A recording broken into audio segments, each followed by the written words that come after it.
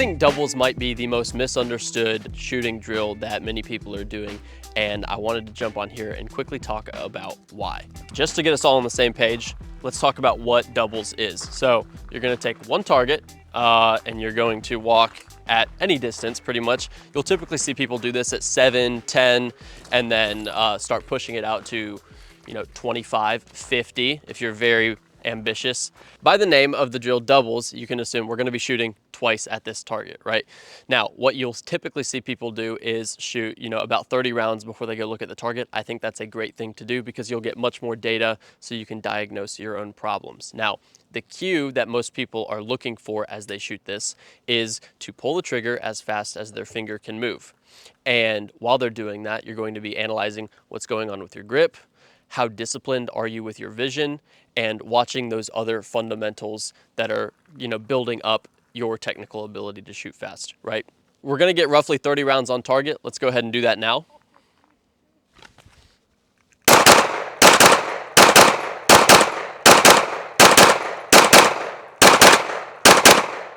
Okay, there were already 10 on the target, so that was one magazine plus the 10. Ben over here shot that headshot that you're about to see. So what we're looking at is everything on this chest, right? Now, you're gonna take these hits and you're gonna look at them, and if you see any patterns, you're going to use that to diagnose what is going on. The two common things that you'll see with doubles that a lot of people will face is firing hand tension, causing low left second shots, and then if they're staring at their sight, whether it's really locking into the fiber or staring at that dot, you'll see that second hit typically track kind of high. So if I were to just really add some tension to my firing hand, we can reproduce that right now just by doing. And you'll see we got an incredibly consistent pattern where I'm not deliberately aiming the gun low left. I'm seriously just adding that firing hand tension that causes those low left shots, right? And we can do the exact same thing with our vision by just staring at the dot, and you'll see that second shot track high. And you can see here we went 1, 2, 1, 2, 1, 2, 1, 2. We're pretty close, so you're not going to see that spread out as much. The big issue really is that low left shooting from that excess tension, because the moment you're telling yourself, okay, I'm going to pull the trigger as fast as I can move my finger, that's when you're really going to start to see the tension build up, if that's not something you've been working on. Okay, so why do I think this drill is so misunderstood? It comes down to one simple point, and that is the idea that doing this drill and shooting predictively, meaning we're shooting faster than we can react visually to a proper sight picture, is somehow going to allow us to be able to do that when the outcome matters and get the outcome we're looking for. So in English, what I mean by that is whether it's at a match or self-defense or you carry a gun for work, the idea that we're going to be firing multiple shots with less sight pictures than the amount of shots we need to take is a bad idea.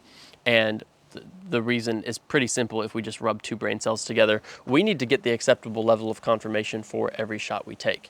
And you'll hear some people object to this, and they'll say, well, if a target's at 3 yards or basically point blank, I'm not going to have to aim because it's so close. And I'm like, yes, sure, that's fine, but you're still getting the acceptable level of confirmation. It's just a different level of confirmation that doesn't have to involve your sight.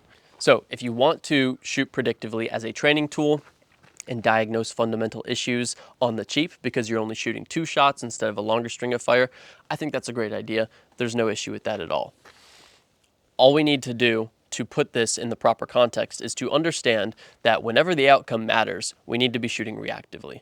And that does not mean slowly. That simply means we're going to be patient enough to get the proper level of confirmation for whatever shot we need to take. I'm using this phrase level of confirmation very particularly because the right level of confirmation for a shot doesn't always mean we're getting a perfect clean crisp dot or clean crisp fiber optic from our iron sights, right?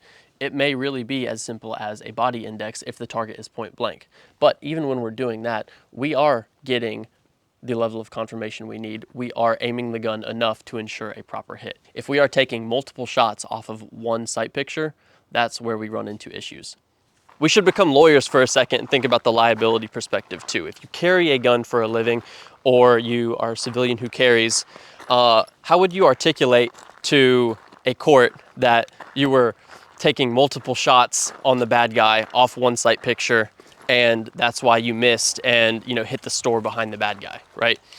That would be problematic. So one, don't do that. And two, especially don't do that and say, oh, I was shooting predictively, because that's gonna sound like you were just guessing at where the bullet was gonna end up, because that is what you were doing. So to be clear, I'm not hating on this drill at all. I've personally gotten a ton of value out of it, but what I will say is we have to put drills like this in the proper context, because we're changing the definition of success, and we're changing the cue from being results-based, right, where we're getting a proper sight picture for every shot, to being process-focused and saying, okay, I'm just gonna pull the trigger very aggressively, more aggressively than I would in real life, and see what happens, right? That's where we get the value from shooting doubles. All right, I kept this one short and sweet because there's really not much more than that to say on it. If you disagree or have questions, be sure to leave a comment. I'm sure someone will want to argue with you there. Thank you for watching, and I hope this video made you a better marksman.